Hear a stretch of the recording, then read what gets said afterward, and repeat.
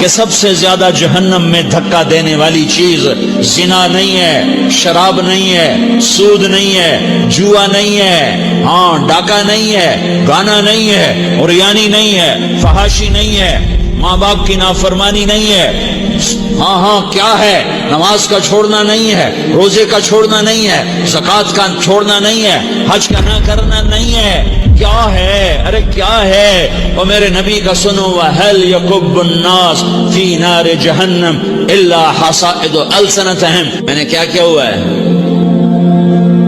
زبان کو پکڑا ہوا ہے۔ معاذ بن جبل کو ایسے سمجھایا جیسے معصوم بچے کو سمجھایا جاتا ہے۔ معاذ بن جبل وہ شخص ہے جس کے ہاتھ میں علماء کا جھنڈا ہوگا قیامت کے دن۔ آپ نے فرمایا میری امت کے علماء کا جھنڈا معاذ بن جبل کے ہاتھ میں ہوگا۔ جس کے ہاتھ میں علماء کا جھنڈا ہو وہ کتنے علم والا ہوگا،